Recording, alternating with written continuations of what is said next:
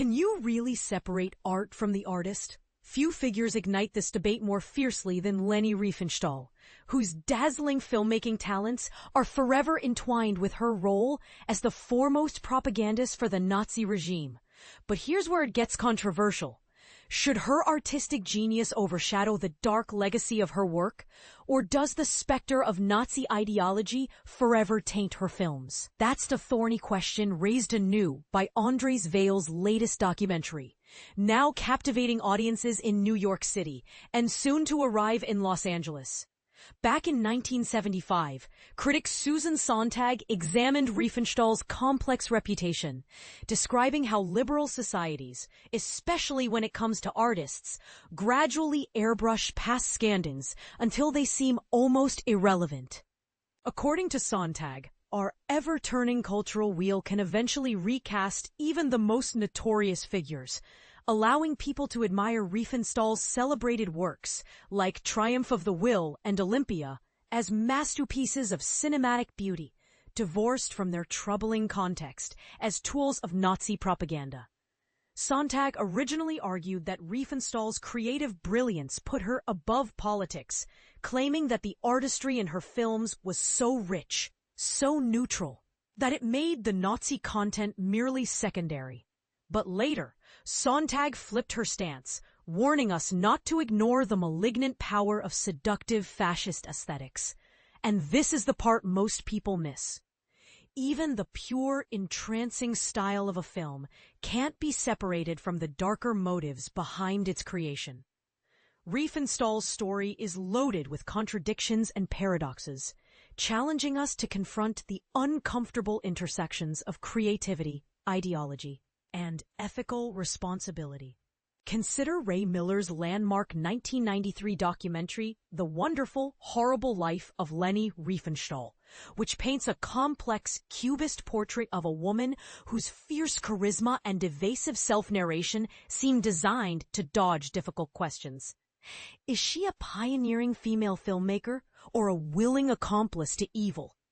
In the film's closing scene, Riefenstahl faces demands from contemporary Germans for an apology. She responds with a mix of practiced remorse and fierce denial, insisting she was never an anti-Semite or Nazi party member, and asking, "So what am I guilty of? Where does my guilt lie?" It's a moment that encapsulates her life's core riddle. Veiel's documentary, in some ways a sequel to Miller's, uncovers even more explosive material thanks to years spent sifting through Riefenstahl's vast personal archives. 700 boxes and untold hours of recordings. Inherited after her partner's death in 2016. Veiel's research sparks gotcha moments that strip away Riefenstahl's self-mythology. For instance, in one interview, Riefenstahl claims Triumph of the Will contains no racism, only to be contradicted by footage from the film itself, where a speaker exhorts the audience to protect its racial purity. She's shown losing her composure when confronted, on camera, with evidence of her intimate connections to Nazi figures, such as Joseph Goebbels. There's also revealing audio of her joking that her looks perfectly fit the fascist ideal, and letters to Hitler overflowing with adulation, even as she pleaded ignorance about his true agenda and the Holocaust. After Olympia premiered, she wrote, "The film's impact as German propaganda is much greater than I could have imagined. And your image, my Führer, is always applauded." Uncomfortable questions abound, and here's where the controversy often flares. How much did Riefenstahl know, and when did she know it?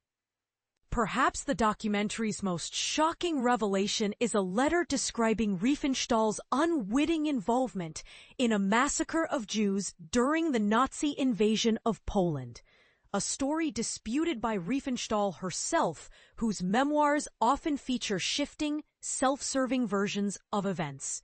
Veiel highlights how even her personal writing is riddled with evasions and doublespeak, familiar tactics that today can spiral from personal relationships to political discourse.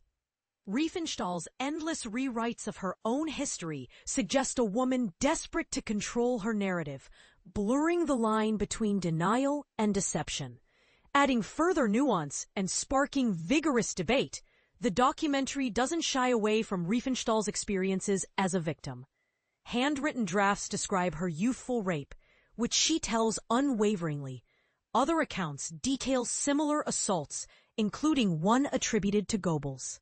Veiel wrestled with how to present this material, anxious to avoid making Riefenstahl appear merely sympathetic or suggesting a simple cause and effect link between trauma and later ideology. This brings us to a broader cultural dilemma. Should personal suffering influence how we judge someone complicit in monstrous acts? And this is the part most people miss. Even genuine pain doesn't absolve her from tough questions about accountability. Ultimately, how do we judge an artist whose visionary creations are inseparable from one of history's greatest evils?